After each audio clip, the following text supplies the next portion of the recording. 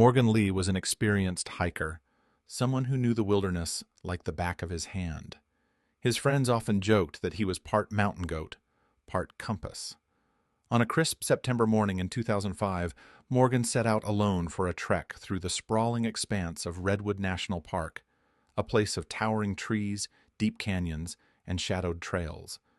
It was his favorite escape, a sanctuary from the noise of city life and the pressure of his demanding job as a software engineer. Morgan's plan was simple: a day hike on the Ridgeback Trail, a path known for its breathtaking views, but also its sudden drops and hidden dangers. He was equipped with a GPS watch, a small emergency beacon, and enough supplies to last him a day or two, just in case. As the sun rose higher, Morgan's figure disappeared into the dense forest, his footsteps muffled by layers of fallen leaves. Hours later, when he failed to return as expected, concern rippled through his family and friends. He had left no indication that he planned to stay overnight, and his phone was unreachable. Rangers launched a search that spanned days and weeks. Helicopters scanned the canopy, search dogs combed the trails, and divers explored the nearby rivers. But there was no sign of Morgan Lee. The emergency beacon he carried, a device designed to send a distress signal and pinpoint his location, had gone silent abruptly at exactly 2:37 p.m. that day. It was as if he had vanished into thin air. Theories circulated. Some whispered of animal attacks or accidents on the treacherous cliffs. Others speculated about foul play. Morgan was known to have recently been involved in uncovering corruption at his company, and some wondered if his disappearance was linked. But with no evidence, the case grew cold. Years passed. The park resumed its quiet rhythm, with hikers coming and going, unaware of the mystery still lurking beneath the forest floor. Then, 7 years later, during routine clearing after a massive landslide near the Ridgeback Trail, park rangers uncovered something extraordinary. A crushed wristwatch, locked on the breadcrumb screen, frozen at the exact moment Morgan's beacon died, 1437. What followed would unravel a story far darker than anyone imagined. The landslide had been one of the worst in Redwood National Park's recent history. Torrential rains had loosened the earth and sent a cascade of rock and soil tumbling down the steep slopes near Ridgeback Trail. In the aftermath, park rangers worked for weeks clearing debris and stabilizing the area, ensuring it was safe for hikers again. It was during one of these clearing operations that Ranger Emily Carson made the discovery. As she shifted a large boulder, something caught her eye, a glint of metal wedged beneath the rubble. Carefully brushing away dirt and smaller stones, Emily unearthed a crushed wristwatch. Its glass face cracked, but still faintly illuminated by the sun filtering through the canopy. The watch was old, its design matching the model Morgan Lee was known to wear.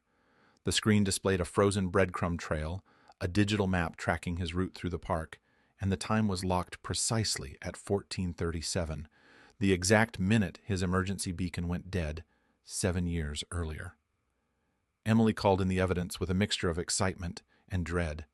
For years, the mystery of Morgan's disappearance had haunted the park staff, a cold case that left more questions than answers.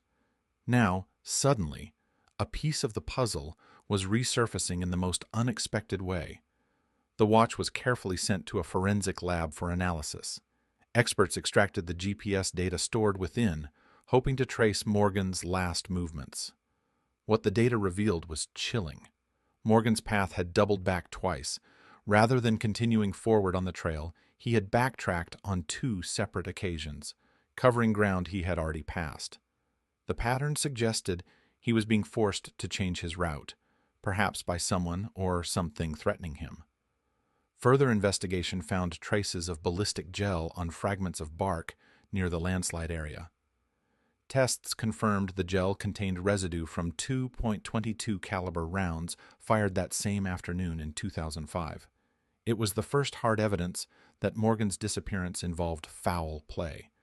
The park rangers and local police reopened the case, mobilizing resources to investigate the site thoroughly. But as they dug deeper, they uncovered a web of secrets tied to Morgan's last hours, secrets that some wanted to keep buried forever. The discovery of the watch and the ballistic evidence reignited the investigation into Morgan Lee's disappearance, drawing the attention of not only park rangers, but also local law enforcement and the media. For Emily Carson, the ranger who found the watch, it was personal. She had been on the original search team in 2005, and the reopening of the case felt like a chance for redemption. Detective Mark Hayes was assigned to lead the renewed inquiry. He was a seasoned investigator known for his methodical approach, and something about the case unsettled him from the start. The carefully concealed traces of violence, the forced backtracking in the GPS data, this was no accident. Morgan had been running from someone. Detective Hayes began by interviewing Morgan's family and friends to build a clearer picture of the man behind the disappearance. Morgan was described as cautious and reserved, but fiercely determined. His passion for hiking was well known, and his solo trips were often his way to decompress. But beneath the surface, Morgan's life was complicated. Months before his disappearance, he had uncovered evidence of financial fraud at his workplace, a tech startup that was rapidly gaining investors. Morgan had confided in a close friend, Rachel, about his plan to expose the company's illegal dealings. The friend revealed that Morgan had received veiled threats, warning him to keep quiet. Detective Hayes speculated, could Morgan's disappearance be linked to those threats? Was someone trying to silence him before he could reveal the truth? Meanwhile, forensic teams continued to comb the landslide area. The ballistic gel fragments found on tree bark were sent to a specialized lab for detailed analysis. The results confirmed that 2 .22 caliber rounds were fired in the exact vicinity where the watch was found, likely on the afternoon Morgan's beacon went dark. Ballistics experts suggested the shots were warning shots or meant to incapacitate, but not necessarily kill immediately. The park's rugged terrain made it difficult to determine exactly where the shooter might have been positioned, but the evidence suggested a calculated ambush. As the pieces slowly came together, Detective Hayes realized the investigation was touching on something larger, a hidden conflict between Morgan's pursuit of justice and powerful interests willing to do anything to keep secrets buried. Morgan's disappearance was no longer just a missing person case. It was a dark puzzle with roots in betrayal, fear, and violence. Detective Hayes sat alone in the dimly lit interrogation room, reviewing the GPS data once again. The breadcrumb trail was like a map of desperation. Morgan Lee's path wasn't just backtracking, it was erratic, confused, and full of frantic detours. Whoever had forced him to change course knew the park intimately. Meanwhile, Emily Carson returned to the landslide site, her boots crunching softly over broken branches and scattered stones. The watch was only the beginning. Something about the place felt wrong. Too quiet, too still. She noticed faint tire tracks nearby, partially obscured by mud, but definitely recent. That meant someone had been there after the landslide, potentially tampering with the scene. Emily's discovery raised alarms. The park's tranquility was a thin veil over something far more sinister. She relayed the information to Detective Hayes, who immediately ordered a perimeter search.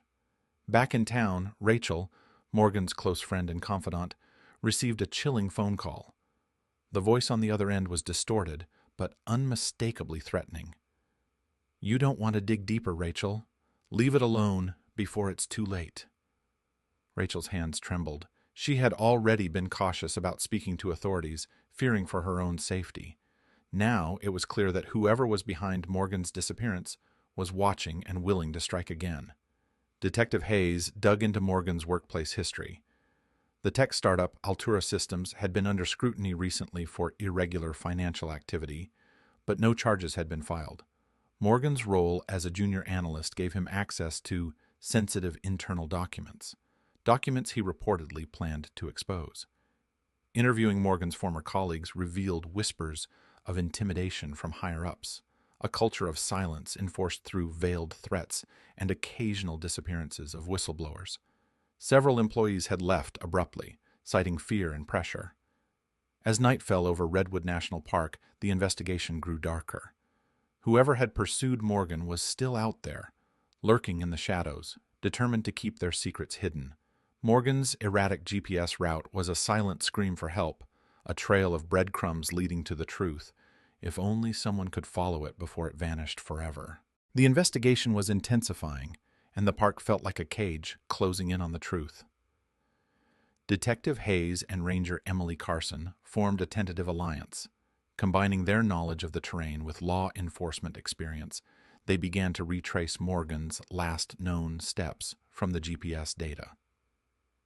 The breadcrumb trail led them deeper into the forest, far off the official Ridgeback Trail, toward a narrow ravine that few hikers dared to explore.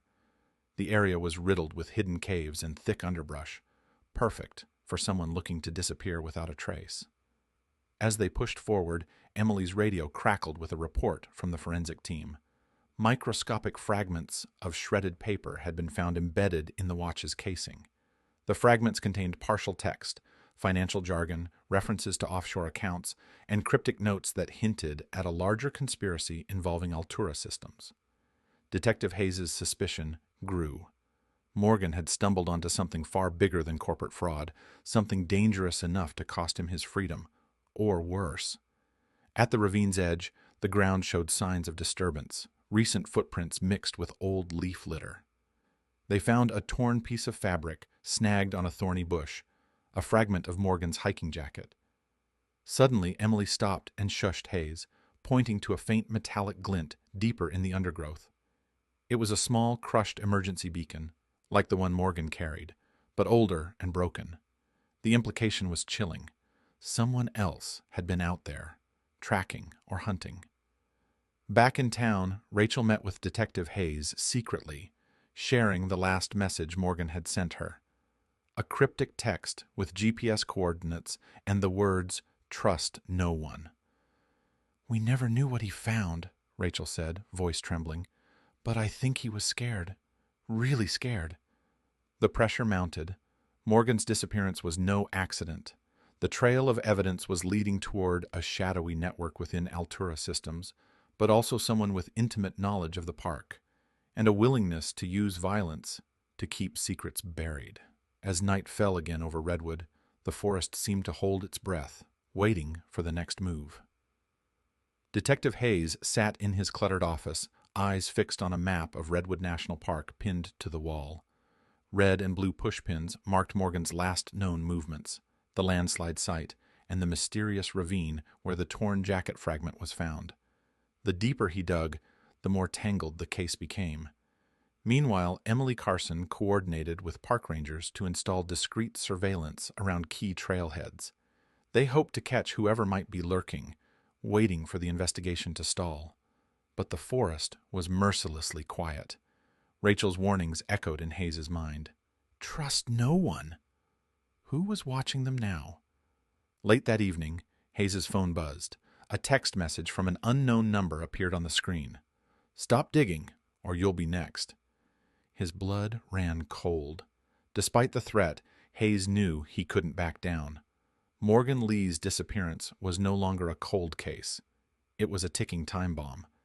Emily and Hayes decided to revisit the landslide site with forensic experts, hoping new technology might uncover clues missed in the initial sweep. Using ground-penetrating radar, they detected anomalies beneath the rockslide, pockets of disturbed earth that suggested something, or someone, was buried just out of sight. The discovery raised more questions than answers. What had been hidden beneath the landslide? Was it evidence, a body, or something else entirely? As they prepared for a deeper excavation, a new piece of evidence arrived, a blurry surveillance photo from a nearby ranger station. It showed a shadowy figure near the landslide site the day Morgan disappeared. The figure's face was obscured, but their posture was tense, alert. The implication was clear. Morgan was being followed, hunted by someone who knew the forest intimately and was willing to use fear and violence to keep him silent. The investigation was no longer just about finding Morgan Lee. It was about unmasking a silent predator hiding in the woods and surviving long enough to tell the story. The blurry photo from the ranger station haunted Detective Hayes. He enhanced the image repeatedly, desperate to pull a face from the shadows. Though the figure's features remained indistinct, Their stance betrayed a practiced vigilance, a professional predator familiar with the wilderness. Emily Carson brought a new insight. Look at the gear. That's not a casual hiker or park visitor. Someone trained, military or paramilitary maybe. The thought sent a chill down Hayes's spine. Why would a trained operative be stalking Morgan Lee deep in Redwood National Park? And who would send them? Meanwhile, Rachel's anxiety deepened. She confided in Hayes that Morgan had mentioned a man, a stranger, who had appeared near his home weeks before his disappearance. Morgan described the man as watching him silently, almost blending into the shadows, but with a cold, calculating gaze. Hayes pulled personnel files on former military contractors and security operatives in the area, cross-referencing names linked to Altura systems.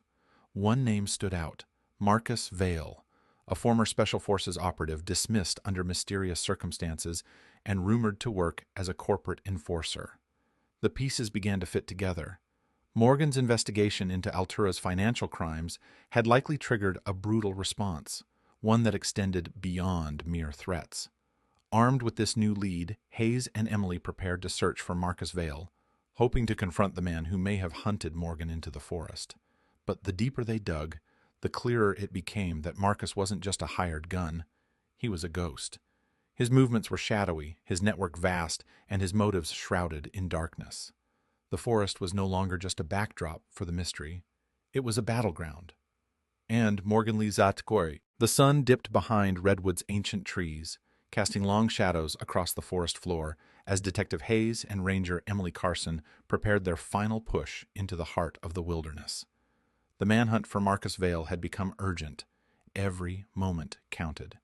Using GPS coordinates from Morgan's watch and Rachel's accounts of the stranger, they tracked Vale to an abandoned logging camp deep within the park's uncharted region. The camp was a ghost town. Weathered cabins with broken windows and rusted tools littering the ground. Yet, signs of recent activity were unmistakable. A faint campfire scent lingered in the air, and footprints circled the perimeter. Hayes motioned for silence as they crept closer, the tension palpable. Inside one cabin, they found a cache of weapons, military-grade equipment, and encrypted documents tied to Altura systems. It was a nerve center, a hidden lair where dark deeds had been plotted. Suddenly, the floorboard creaked beneath Emily's boot. Marcus Vale appeared, stepping out from the shadows with a cold smile. His eyes, sharp and unyielding, locked onto Hayes. "You're too late," Vale said, voice low and dangerous. "Morgan Lee was a mistake, someone who needed to be taught a lesson." The confrontation was electric. Vale revealed that Altura Systems had hired him to silence whistleblowers, Morgan among them. But Morgan's knowledge, his dogged pursuit of truth, had made him a threat they couldn't ignore. Hayes demanded answers, but Vale was unrepentant. "This is bigger than you or me. You'll find the truth buried, just like Lee." As Vale lunged, Emily tackled him, sparking a brutal struggle. Outside, the forest seemed to hold its breath as man and shadow clashed. But before Hayes could secure Vale, the earth beneath the cabin trembled, an aftershock from the years-old landslide, threatening to bury them all. The battle for the truth and survival had reached its breaking point. 8 might depend on uncovering the hunter before the hunter found him. The ground shook violently beneath their feet as the cabin threatened to collapse. Detective Hayes and Ranger Emily Carson struggled to pull Marcus Vale away from the crumbling structure. Dust filled the air, and debris rained down like hail. With a desperate effort, Emily pushed Vale toward Hayes's waiting cuffs. "You're not going anywhere," she hissed, slamming the metal shut around his wrists. Outside, the landslide shifted again, blocking the narrow path back to civilization. The 3 of them were trapped, the forest closing in like a suffocating shroud. Vale, bruised but defiant, finally began to talk. He confessed that Altura Systems had orchestrated a campaign of intimidation and violence to protect their illegal offshore accounts and money laundering schemes. Morgan Lee had uncovered detailed evidence, including transaction records and covert communication logs hidden within encrypted files. On the day of his disappearance, Morgan had been intercepted during his hike by Vale, who attempted to scare him into silence. When Morgan resisted, Vale fired warning shots, forcing Morgan to flee deeper into the forest. The erratic GPS trail was Morgan's desperate attempt to escape, but he was ultimately ambushed and taken captive. What no one knew until now was that Morgan had managed to leave clues, a hidden cache containing flash drives with the incriminating evidence buried near the landslide site. Those flash drives were the real target of the cover-up. With the help of Emily's keen eyes and Hayes's persistence, the team uncovered the cache during their search, securing the evidence that would bring Altura Systems to justice. As rescue teams arrived and the landslide area was stabilized, Morgan Lee was found alive, but weakened, held in a hidden underground shelter carved into the ravine. His survival was a testament to his resilience and determination. In the aftermath, Altura Systems executives were arrested, and the truth behind the disappearance was exposed to the public. Morgan's bravery sparked a wave of whistleblower protections and corporate accountability reforms. The forest reclaimed its silence once more, but the story of Morgan Lee, a man lost and found beneath the fallen stones, became a legend whispered among hikers, a reminder that even in the darkest shadows, truth has a way of breaking through.